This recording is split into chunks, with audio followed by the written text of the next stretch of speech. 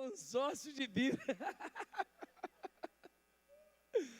Né? Então, essa casa aqui, para mim, tem uma história, né? Porque a realidade, eu conheço muitas pessoas que me conheceram ainda eu era, né, garoto, que hoje são membros dessa casa, hoje estão aqui. Outros eu conheci que nem pensava em estar dentro de uma igreja. Hoje é o pastor Val, por exemplo, conheci ele há muitos anos, né? Trabalhei num açougue aqui em Olaria.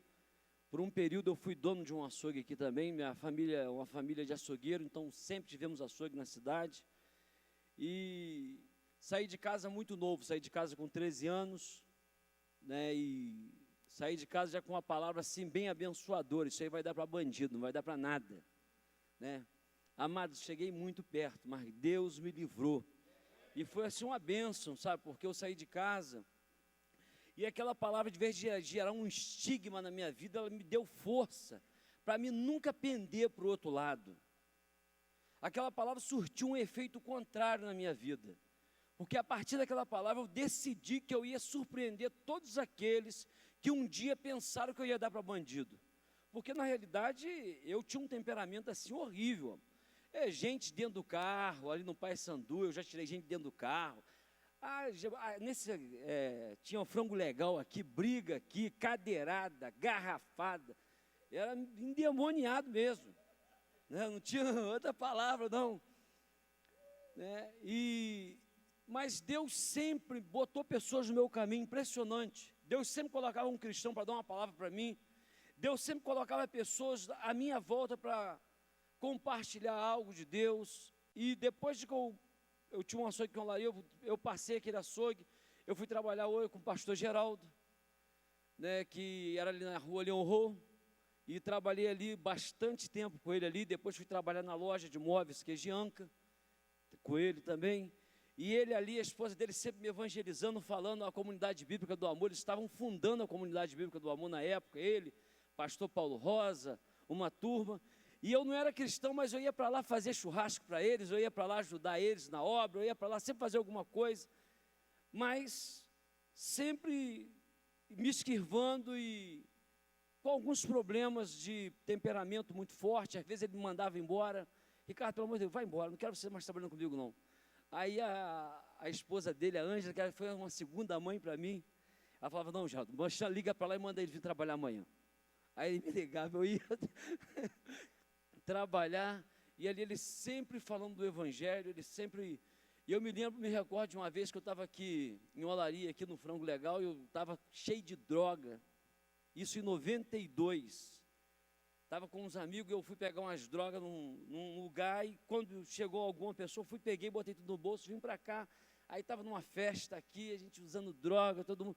Quando eu saí dali, que eu desci aqui nessa rua aqui, uma blitz ali me parou. Eu falei assim, agora eu dancei, vou preso mesmo, agora você vai entrar como tráfico, troço que eu nunca fiz. E eu vou entrar como tráfico, o negócio vai ficar ruim para o meu lado agora. Mas naquele momento ali eu falei assim, Deus, se o Senhor me livrar dessa, eu nunca mais eu vou ser a mesma pessoa, eu vou mudar. E Deus me livrou, amados. Mesmo sendo quem eu era, mesmo estando da forma que eu estava, Deus ouviu a minha oração, tão rápida, mas tão eficaz. Os homens colocaram a mão, amados, na droga, eles pouparam ela, não foi algo que, vai embora. E eu fui embora ali, eu falei assim, depois daquele dia, eu podia estar em qualquer coisa, mas eu sabia que naquele dia eu tinha feito um voto com Deus ali, e eu tinha que cumprir, eu tinha que mudar. Eu tinha que me comprometer com aquela palavra que eu falei com Deus ali. Eu sempre estava com aquilo em mente, e Deus me deu a oportunidade. E hoje eu estou aqui, cumprindo com aquele voto que eu fiz ali, naquela noite ali, né? E hoje eu sou um pastor, já sou pastor há 18 anos, faço parte da mesma igreja há 26 anos, sou membro da Igreja Ceifa, né? Tenho o pastor Sérgio como meu pastor, mas a comunidade tem uma história muito especial, porque eu vim muitas vezes da comunidade quando era chalé ali ainda, e eu me lembro que teve um pastor que Era aquele pastor, não é não, quer ver? Miguel, pastor Miguel, e Deus usou algumas vezes que o pastor Miguel teve aqui, Deus usou ele algumas vezes para abençoar a minha vida. Então tem uma história assim, muito tremenda com essa igreja, e eu sempre gostei muito dessa, sempre vim muitas vezes aqui, né? E depois conhecia, lógico, a geração de Josué. Na época eu já era líder da rede de homens, já era diácono da igreja. Na realidade, eu com 8 meses, eu me tornei diácono da igreja, amados. Pastor Sérgio, alguém falou assim: pastor Sérgio, você está ficando maluco, coloca esse camarada como diácono da igreja. Ele falou: não pode deixar que eu cuido dele, né? Neófito na fé. E teve um abençoado que veio falar tudo isso comigo. Não, fulano veio falando com o pastor Sérgio que ele está ficando maluco, que colocava você como diácono da igreja, que você é um neófito na fé. Aí eu olhei e falei: mas ele está certo, porque a Bíblia diz isso, porque eu já tinha lido a Bíblia toda, em 8 meses. Eu falei: não, ele está certo, tudo que ele está falando está certo sim. E aquilo ali virou mais uma vez, amado, um desafio para mim, porque eu busquei ser um bom diácono. E a Bíblia fala que aquele que busca ser um bom diácono e alcança, ele também alcança patamares maiores. E hoje eu estou como pastor. E, amado, eu falo isso não é por orgulho, não é por vaidade, é porque é a palavra se cumprindo na minha vida. Eu amo Jesus, amado. Quem me conheceu sabe o quanto eu amo Jesus, o quanto eu abri mão e abro mão de tudo por Jesus. Minha esposa sabe disso. Eu amo o Evangelho, eu amo o reino de Deus. Eu sou uma pessoa extremamente motivada, extremamente dinâmica.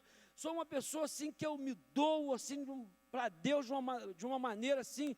E Deus me dá muita força, Deus me dá muito ânimo, Deus me dá muita determinação.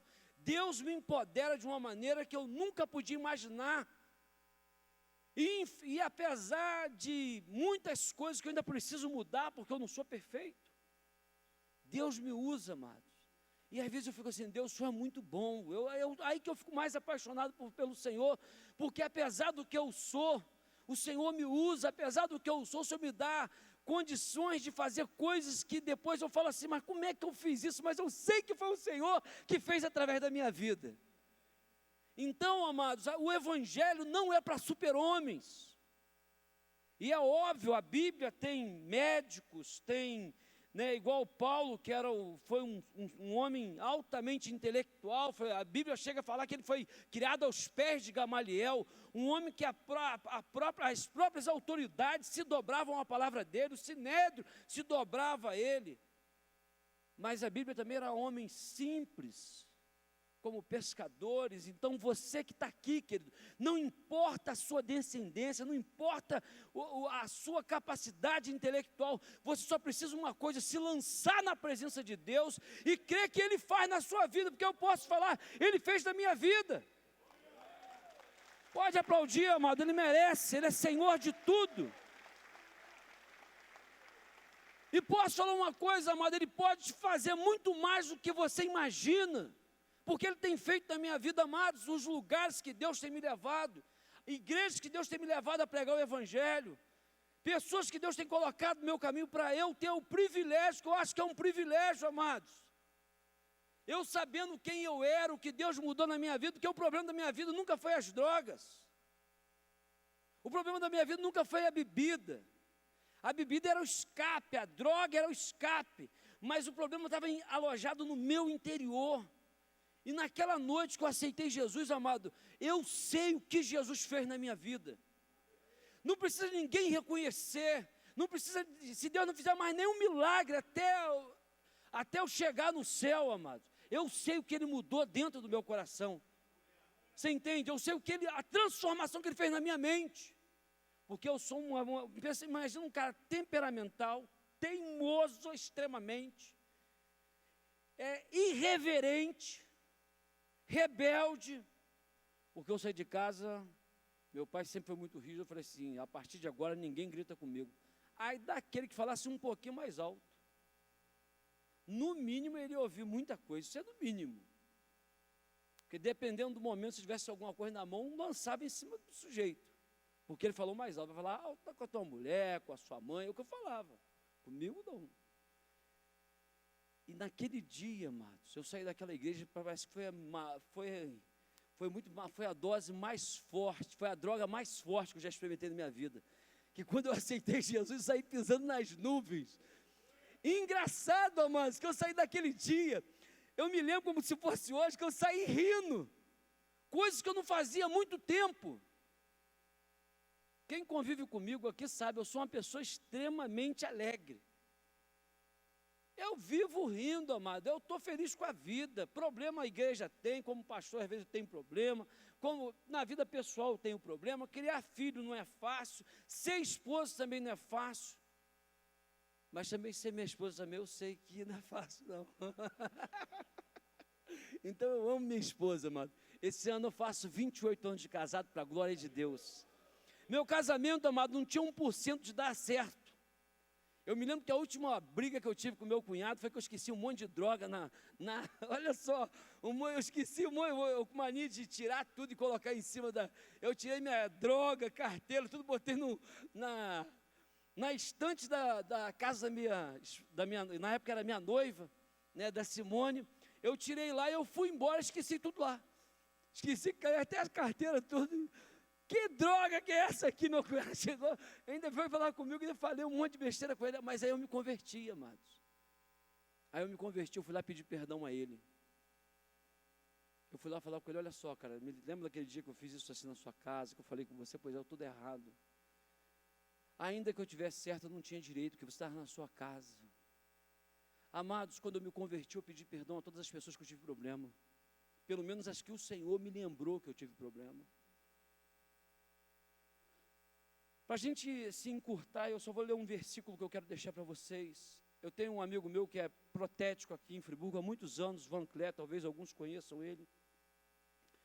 E esse Van Clé, ele tinha um laboratório aqui na rua Portugal, e ele começou a evangelizar um rapaz, o nome desse rapaz é Leandro. E toda vez que ele evangelizava Leandro, ele falava assim, tem um cara que eu vou matar ele. Não, eu vou matar um cara, eu vou matar. E ele já tinha puxado cadeia 6 anos, ele foi condenado, parece que a 18, e por bom comportamento, aquela coisa toda, réu primário, ele saiu, parece, com 6. E esse Van Clé sempre evangelizando, ele falou, não, eu vou matar um cara. Vou matar um cara. Ele falou, rapaz, faz isso não, cara, lá na minha igreja tem um cara, rapaz, o cara era endemoniado, tal de Ricardo Queiroz. Ele vai, é esse mesmo, é esse, eu vou matar ele, é esse, não fala. Aí, ele me ligou de manhã, falou, Ricardo, tudo da paz? Falei, tudo da paz, Van Clé, o que você quer, meu? Falou, rapaz, tem 2 notícias, uma boa e uma ruim. Qual que você quer primeiro? Eu falei, manda a boa. A boa que você vai para o céu. A ruim que você vai morrer.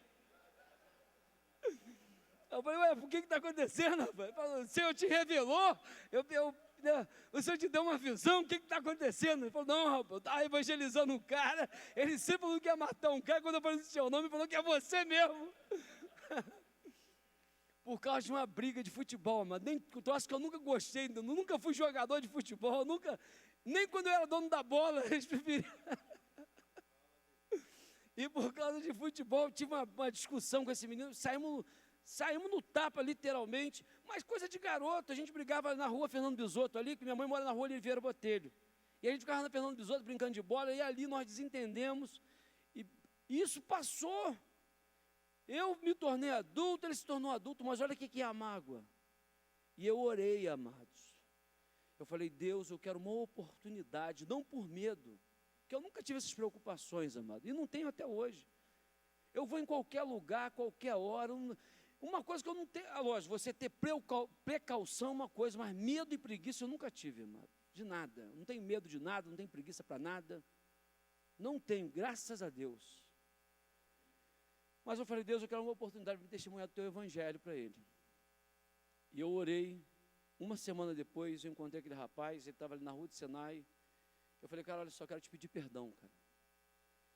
Eu estava conversando com um amigo meu, e que tem te evangelizado, Van Clé, e você falou isso, pois eu quero te pedir perdão, que eu estava tudo errado. Ele falou, pelo amor de Deus, está perdoado. Ele regalou o olho, está perdoado. Está perdoado. Não está perdoado. Rapaz, vamos mudar de assunto. E, amados, e aquele rapaz, ele me deu uma lição de perdão, porque foi muito interessante, porque às vezes eu estava em lugares que eu não estava nem preocupado com aquilo, ele mexia comigo, e aí, Ricardo, tudo bem, cara? Como é que está você? Tá bom? Estava nem vendo o cara, não, beleza, está jóia. Não. Deus me deu esse privilégio, amado, de pedir perdão.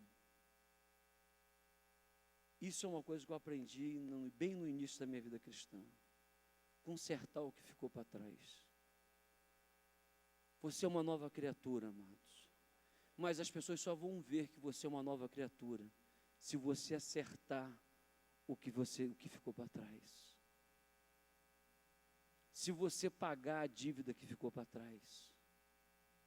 Eu tive um caso na minha igreja, que eu evangelizando, e um rapaz, e ele se converteu, e depois ele foi a um encontro que nós fazemos todo ano, e ele tinha dado um prejuízo numa loja, que ele comprou umas peças de moto, e quando ele pediu aquelas peças de moto todinha, ele pediu uma que não estava na lista. Quando o cara foi pegar, ele botou tudo dentro da mochila e foi embora. E nesse se converteu, já tinha se passado uns 3 anos isso, e ele voltou naquela casa de moto, falou assim, eu queria ver dessas peças aqui, todinha aqui, tal, ele fez, aí na época parece que deu, se eu não me engano, acho que foi 400 e poucos reais. Ele falou, pois é, eu quero pagar isso aqui, o senhor está lembrado de mim? Não. Eu, alguns anos atrás, eu vim aqui, eu pedi todas essas peças, depois pedi uma que não estava na lista, e quando o senhor foi pegar, eu botei tudo na mochila e fui embora, estou lembrando de você. Ele falou, pois é, eu vim te pagar, porque hoje eu me converti, né? Hoje eu tenho o Senhor Jesus na minha vida. Então, amados, nós não podemos deixar rastro. Nós somos nova criatura. E uma outra segunda coisa, amado, que eu tenho aprendido na geração de Josué, que tem sido assim muito eficaz, que tem me proporcionado, é essa questão de multiplicar relacionamento. Eu, graças a Deus, eu sou um homem que eu posso falar que eu sou um homem de muitos amigos. Eu tenho muitos amigos. Eu vejo pessoas falando que tem pouco, amigos são poucos. Eu, graças a Deus, amado, eu me sinto um homem privilegiado, porque se eu sair daqui hoje para São Paulo, eu tenho amigos, se eu for para Belo Horizonte, eu tenho amigos, aonde eu vou, eu tenho amigos. Eu tenho pessoas que eu posso chegar. Então, eu sou uma pessoa de muitos amigos. Hoje eu tenho bastante amigos em Itaipava, em Petrópolis, que eu estou lá já há 11 anos. Então, eu sou uma pessoa de muitos amigos e, na verdade, na geração de Josué, isso tem se multiplicado. Hoje eu vejo com muito mais intensidade o valor de uma amizade. Provérbios vai falar que, né, há amigos que são mais chegados do que irmãos. E nós precisamos fazer isso como homens. Homens precisam de amigos. Chegamos a ouvir aqui em congresso que o homem precisa de outro homem. Né? Mas é uma realidade, amados. Precisamos uns dos outros. E mais do que isso, amados, do que nós precisarmos de amigos, nós precisamos ser amigos. Não importa se a pessoa é ou não, eu preciso ser. É mais importante eu ser do que o outro ser. Porque uma vez que eu sou, eu estou cumprindo um propósito. Deus vai me abençoar porque eu cumpri o propósito. A palavra fala assim, que no que depender de vós, tem de paz com todos. É no que depender de vós. Se a pessoa não quiser ter paz com você, é problema dela, mas no que depender de você, eu vivo em paz com todo mundo, amado. Eu não tenho ninguém que eu possa falar assim, não tenho paz com todo mundo. Eu tenho paz com todo mundo. Eu vivo em paz com todo mundo. Eu penso que esse é um princípio muito interessante. Agora, uma coisa assim que tem assim, que eu tenho levado por capricho, amado, não no ministério, porque eu entendo que eu estou como pastor. Mas Deus, Ele é Senhor e assim como Ele colocou, Ele pode tirar. Mas se Ele tirar, uma coisa que eu quero permanecer na minha vida, é cumprindo essa palavra que está lá no livro, na epístola de Judas, que eu quero que você abra comigo, quero ler para a gente terminar, passar a palavra para o responsável.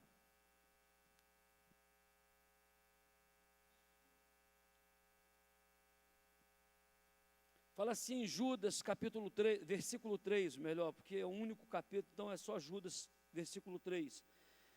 Procurando eu escrever-vos com toda diligência acerca da comum salvação, tive por necessidade escrever-vos e exortar-vos a batalhar pela fé que uma vez foi dada aos santos.